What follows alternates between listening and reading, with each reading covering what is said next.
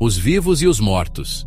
Eles coexistem em dimensões paralelas, separados por um véu invisível, separados por um véu, fino e frágil. Um sussurro pode atravessá-lo, um toque pode perfurá-lo. Às vezes, sentimos uma presença, um arrepio na espinha. Às vezes, o véu se levanta, sombras se movem. O ar fica denso, carregado de mistério e expectativa. Vemos o que se esconde do outro lado. Figuras espectrais, visões fugazes que nos fazem questionar nossa sanidade. E questionamos o que é real, o que é ilusão. A mente humana é um enigma, capaz de criar e destruir realidades. A humanidade sempre buscou entender a vida após a morte. Desde os primórdios, temos nos perguntado sobre o além. O que acontece quando morremos? Simplesmente deixamos de existir? Ou há algo mais, algo que transcende o físico? Ou existe uma parte de nós, uma alma ou espírito, que continua a viver? Uma essência que perdura além do corpo? Essas perguntas nos assombram desde o início dos tempos. Elas ecoam em nossas mentes, buscando respostas. Elas dão origem a lendas, mitos e histórias de fantasmas sussurradas em volta de fogueiras. Narrativas que tentam explicar o inexplicável. O medo do desconhecido é poderoso. Ele nos paralisa, nos faz hesitar. Mas ainda mais poderoso é o desejo de acreditar que a morte não é o fim, que há algo além, uma continuidade, uma esperança. A igreja de São Miguel ficava no alto de uma colina, erguendo-se majestosamente contra o céu azul. Com vista para a pequena vila, ela parecia proteger e abençoar os habitantes abaixo. Ela estava lá há séculos, testemunha silenciosa de gerações de vida e morte, de alegrias e tristezas. Suas paredes de pedra haviam absorvido as orações e as tristezas de incontáveis almas, cada pedra contando uma história. O ar dentro de seus salões sagrados parecia denso com o peso da história e da fé, com a luz filtrada pelos vitrais criando um ambiente quase etéreo. Padre Tomás serviu como pároco da igreja por mais de 40 anos, dedicando sua vida à comunidade. Ele era um pilar da comunidade, uma fonte de conforto e orientação para seus paroquianos, sempre presente em momentos de necessidade. Ele batizou seus filhos, casou seus jovens e ofereceu consolo em momentos de luto, sendo uma constante em todas as fases da vida. Quando ele morreu pacificamente em seu sono, foi como se uma parte da igreja morresse com ele, deixando um vazio profundo na comunidade. No começo, era apenas um sussurro, um som fraco na igreja quando não havia ninguém lá. Os paroquianos falavam de passos ouvidos no silêncio da noite, lentos e pesados, como os passos de um padre. Outros diziam sentir um frio perto do altar, um arrepio repentino que lhes percorria a espinha. Então, os sussurros ficaram mais altos. As pessoas começaram a ver coisas. Um vislumbre fugaz de uma figura nas sombras.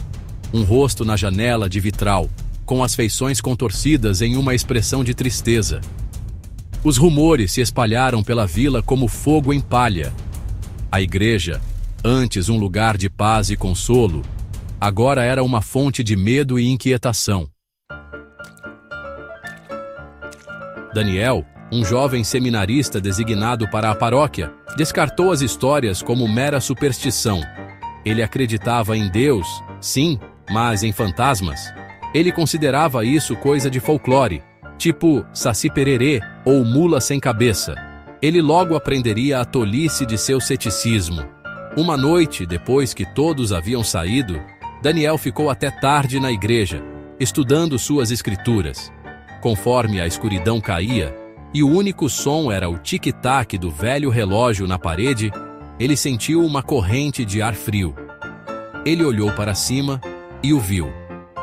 De pé no corredor, banhado pela fraca luz da lua que filtrava através dos vitrais, estava Padre Tomás. Seu rosto estava pálido e abatido, seus olhos cheios de uma profunda tristeza. A notícia da experiência de Daniel se espalhou pela vila em questão de segundos, mais rápido que notícia de fofoca em grupo de WhatsApp. Todos estavam falando sobre o que havia acontecido, e a curiosidade se misturava com o medo. O medo tomou conta da comunidade. As pessoas evitavam sair de casa à noite, e as ruas, antes movimentadas, agora estavam desertas. Alguns se recusavam a pisar na igreja, temendo por suas almas. A igreja, que sempre fora um lugar de refúgio, agora era vista com desconfiança. Outros sussurravam sobre maldições e possessão demoníaca, espalhando rumores que só aumentavam a tensão. Lembrando até das histórias de Zé do Caixão, as pessoas se perguntavam se algo sobrenatural estava acontecendo. A igreja, antes um símbolo de esperança e fé, tornou-se uma casa mal assombrada. O ambiente estava carregado de uma energia pesada e opressiva. Padre Miguel, o novo pároco, se viu em uma posição difícil. Ele era novo na comunidade e ainda estava tentando ganhar a confiança dos moradores. Ele era um homem de razão e lógica, mas não podia negar o medo nos olhos de seus paroquianos. Ele sabia que precisava agir rapidamente, mas não podia negar o medo nos olhos de seus paroquianos. A congregação estava assustada e ele precisava encontrar uma solução. Ele sabia que precisava fazer alguma coisa. Ele começou a planejar uma série de sermões e reuniões comunitárias para tentar acalmar os ânimos. Ele tinha que encontrar uma maneira de restaurar a paz em sua igreja e em sua comunidade. Padre Miguel estava determinado a trazer de volta a tranquilidade e a fé que uma vez definiram sua paróquia. Seção 6. Buscando respostas na fé. Padre Miguel mergulhou nos arquivos da igreja, procurando qualquer menção de eventos semelhantes no passado.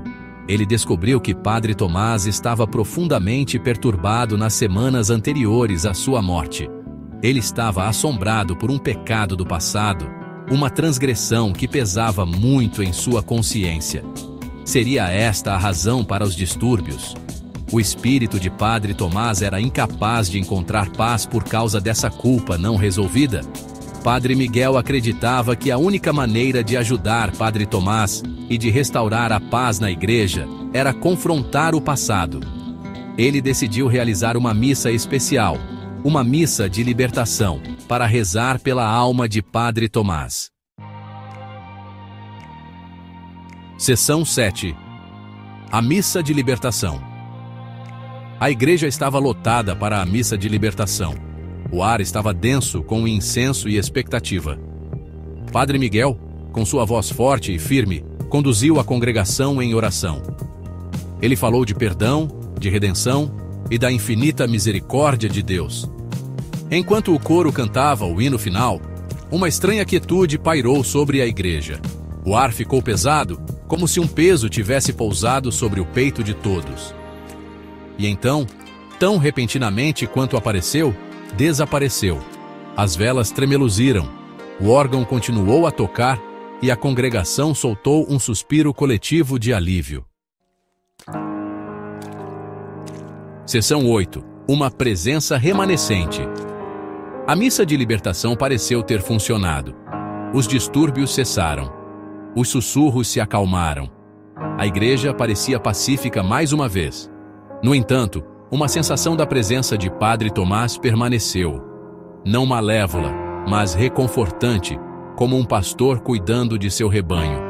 Daniel, não mais um cético, se viu atraído pela igreja nas horas tranquilas. Ele se sentava no banco onde tinha visto Padre Tomás e rezava. Ele rezava para que a alma de Padre Tomás encontrasse a paz. Ele rezava pela força para confrontar seus próprios medos. E ele rezava pela sabedoria para entender os mistérios da vida e da morte. Seção 9. A pergunta sem resposta. O espírito de Padre Tomás realmente descansou em paz? Ou foi algo mais, algo dentro dos corações dos moradores, que precisava ser acalmado? A linha entre o sobrenatural e o psicológico é tênue. Nossas mentes são capazes de conjurar anjos e demônios. O que você acredita? Você já sentiu a presença de algo que não conseguiu explicar? Compartilhe seus pensamentos, suas experiências, seus próprios encontros com o desconhecido, pois ao compartilhar, encontramos consolo, encontramos conexão e talvez encontremos um vislumbre de compreensão diante do grande mistério.